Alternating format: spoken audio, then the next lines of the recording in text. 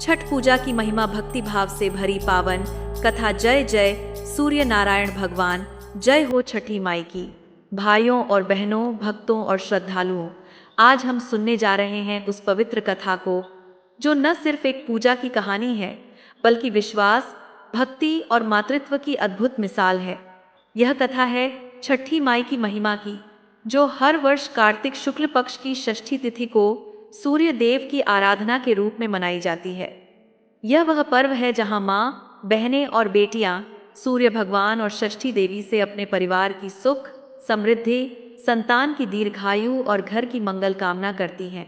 राजा प्रियव्रत और रानी मालिनी की व्यथा बहुत प्राचीन समय की बात है। राजा प्रियव्रत नाम का एक तेजस्वी और न्यायप्रिय राजा था। उनकी पत्नी रानी मालिनी सौंदर्य, स्नेह और करुणा की मूर्ति थी। दोनों का जीवन हर दृष्टि से संपन्न था। राज्य में धन, वैभव, सेना, प्रजा सब कुछ था, परंतु एक ही कमी थी, संतान की। राजमहल के विशाल प्रांगण में सब कुछ था, पर बच्चों की किलकारियां नहीं थीं। रानी जब अन्य माताओं को अपने बच्चों के साथ देखती, तो उनके हृदय में मातृत्व की वेदना उमड़ पड़ती। राजा ने बहुत बार रानी को समझाया, देवी, जो ईश्वर ने दिया है उसमें संतोष रखो, परंतु रानी की आंखों में हर रात आंसू भर आते। वह अपने हृदय में केवल एक ही प्रार्थना दोहराती, हे प्रभु, मुझे भी वह सुख दीजिए कि मैं एक बालक को अपनी गोद में खेला सकूं। एक दिन दरबार में महर्षि कश्यप पधारे। राजा ने उनका स्वागत किया और उन्हें अपनी मन की व्यथा सुनाई। महर्षि मुस्कुराए और बोले, राजन, निराश मत हो। ब्रह्मा जी ने इस सृष्टि का संचालन कुछ विशेष नियमों से किया है। यदि तुम श्रद्धा और विश्वास से पुत्रेष्ठ यज्ञ करोगे, तो ईश्वर अवश्य प्रसन्न होंगे। राजा रानी ने गुरु के चरणों में प्रणाम किया और यज्ञ की तैयारी प्रारंभ कर दी। वेद मंत्रों की ध्वनि से पूरा महल गूंज उठा। सुगंधित हवाएं बहने लगीं। देवताओं को आह्वान किया गया और कई दिनों तक वह पवित्र यज्ञ चलता रहा। अंत में महर्षि कश्यप ने रानी को आशीर्वाद देते हुए कहा, देवी, यह प्रसाद स्वीकार करो।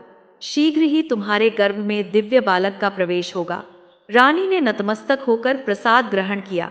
कुछ समय बाद, जैसा कि ऋषि ने कहा था, रानी गर्भवती हुई। राज्य भर में उत्सव मनाया गया। राजा और रानी के चेहरे पर मुस्कान लौट आई। दुखद घटना, मृत बालक का जन्म 9 महीने बीते और प्रसव का दिन आया। राजमहल में दीप जलाए गए, गायों को गुड़ खिलाया गया। प्रजा में हर्ष की लहर दौड़ गई। राज्य में राजकुमार आने वाला है। परंतु जब रानी ने बालक को जन्म दिया, तो वह निर्जीव था, उसकी सांसें थम चुकी थीं। वह दृश्य देखकर सबकी आंखों से आंसू बह निकले। रानी मालिनी मूर्छित होकर गिर पड़ी। राजा का हृदय टूट गया।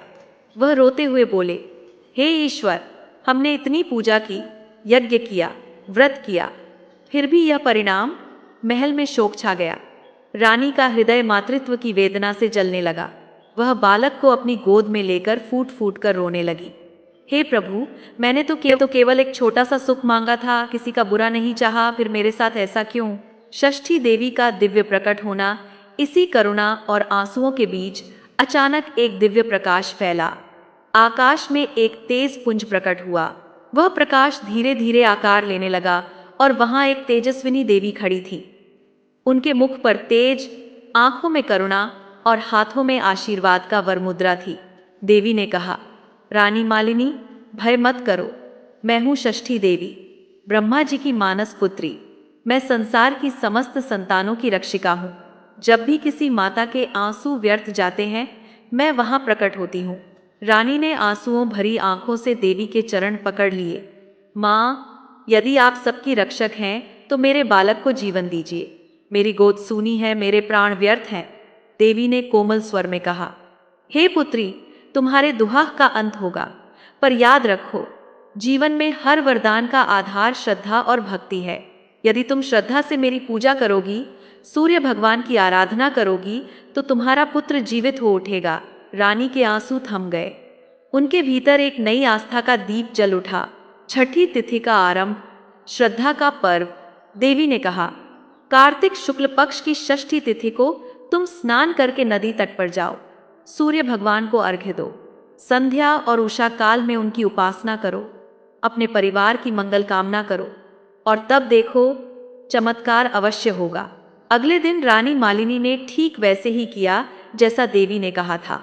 वह प्रातःकाल उठी, स्नान किया, पवित्र वस्त्र धारण किए, सूर्य उदय के समय नदी में खड़ी होकर अर्घ्य दिया, हाथों में जल लेकर बोली, हे सूर्य नारायण, आप ही जीवन के दाता हैं। आपकी कृपा से ही सब कुछ संभव है। मुझे अपने जीवन में मातृत्व का वरदान दीजिए। उस क्षण ऐसा लगा मानो आकाश में एक दिव्य आभा फैल गई। सूर्य की किरणें रानी के चेहरे पर पड़ी और जल में चमक उठी। पूरे वातावरण में दिव्यता छा गई। चमत्कार, बालक में प्राणों का संचार। रानी जब महल लौटी तो सभी ने देखा कि उनके मृत बालक के शरीर में हलचल होने लगी है। धीरे धीरे उसने आंखें खोली और रोने की आवाज आई। पूरा महल गूंज उठा। राजा और रानी की आंखों से आंसू बह निकले, पर इस बार वे आंसू खुशी के थे। उन्होंने बालक को गोद में लिया, देवी के चरणों में नतमस्तक हुए और प्रणाम किया। हे माँ, अब से हर वर्ष इस दिन हम आपकी पूजा करेंगे। हमारे घर का हर बालक, हर परिवार का हर सदस्य इस छठ पर्व को श्रद्धा और सच्चे मन से मनाएगा। छठ पूजा का प्रसार और महिमा समय बीतता गया। राज्य में हर वर्ष छठ पर्व धूमधाम से मनाया जाने लगा। लोग नदी, तालाब और सरोवर के किनारे एकत्र होते, व्रत रखते, उपवास करते, सूर्य देव और षष्ठी माता की आराधना करते। धीरे धीरे यह परंपरा पूरे आर्यावर्त में फैल गई। बिहार, झारखंड, उत्तर प्रदेश से लेकर नेपाल तक हर घर में छठी माई के गीत गूंजने लगे। छठी मियाँ आई आंगनवा में, पूजन के थारी सजाई रे सखी। गन्ना, ठेकुआ, नारियल, दूध और गुड़ का प्रसाद बनने लगा। महिलाएं निर्जला उपवास रखती, न जल न अन्न, परंतु उनके चेहरे पर थकान नहीं, केवल भक्ति का तेज होता। संध्या के समय जब सूर्य अस्त होता तो घाटों पर दीपों की कतारें जगमगा उठती।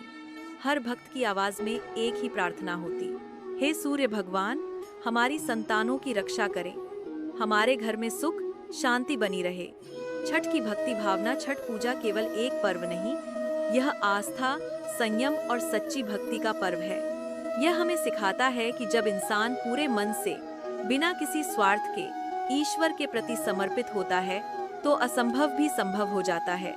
छठी माई यह बताती हैं, मैं वहीं आती हूँ जहाँ सच्ची भावना होती है। मुझे सोने चांदी के मंदिर नहीं चाहिए, बस निर्मल हृदय चाहिए। व्रती